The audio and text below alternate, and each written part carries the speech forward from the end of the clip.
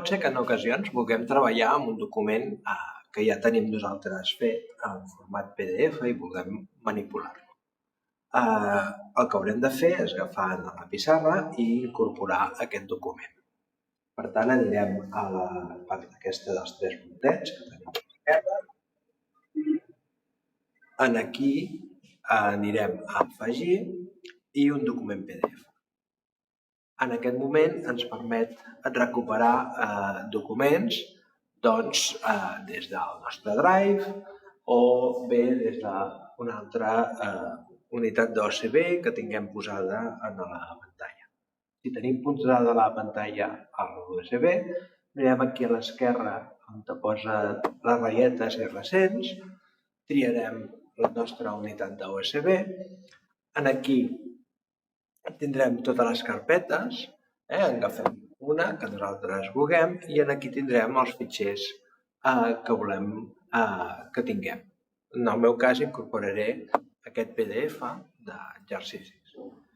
En aquest moment ens ha incorporat totes les pàgines, fixem-nos que ens ha afegit aquí a baix a la dreta el número de pàgines i tenim ja aquest fitxer tot incorporat. Si tingués més pàgines i la primera pàgina ens la deixa en blanc perquè l'afegeix a continuació. Aquí ja podem editar com vulguem o fèiem fins ara.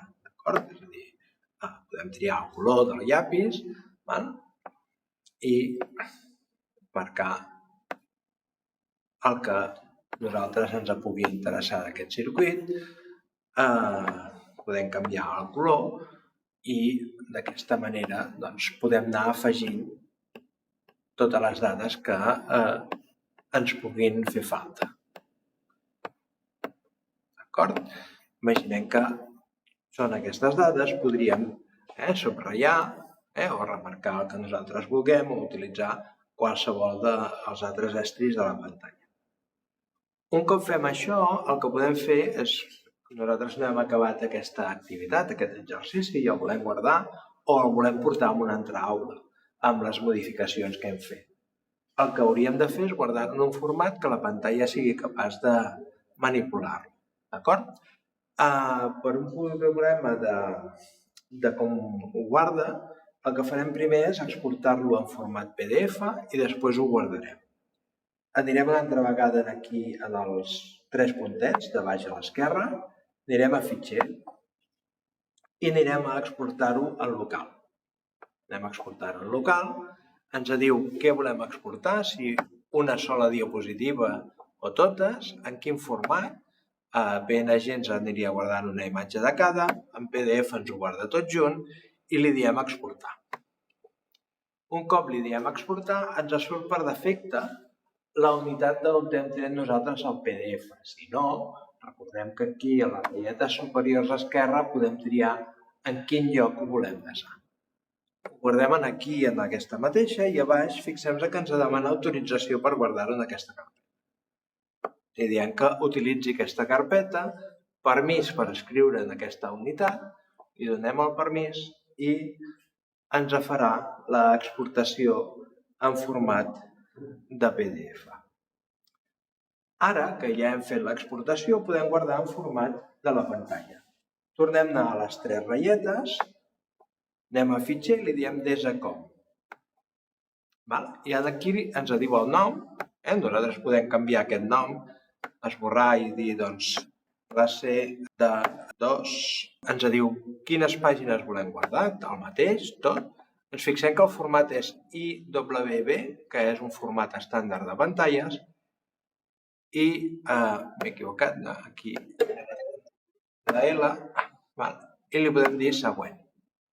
Ens diu on ho volem guardar, des a, li diem a la unitat que nosaltres ho volem guardar i ens diu que ho guarda en una carpeta que es diu whiteboard.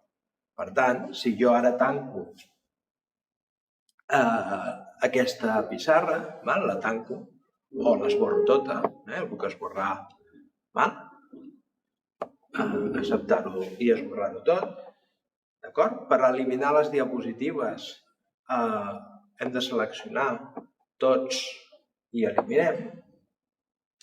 Elimina, per tant ara tenim una altra vegada la fulla en blanc, podem recuperar aquell document. Aniríem als tres puntets, aniríem a obra En aquest cas els teníem a la nostra unitat, recordem que aquí hauríem de triar on ho tenim guardat, on ho vam guardar, i fixeu-vos que hi ha una carpeta que es diu Whiteboard, clicarem a dins ens surt una altra carpeta i aquí ens surt la classe que jo he guardat abans, aquesta de classe d'aquí. Per tant, obrim el que és la classe i ens recupera el document amb la primera pàgina en blanc, la segona el que jo havia escrit i havia guardat.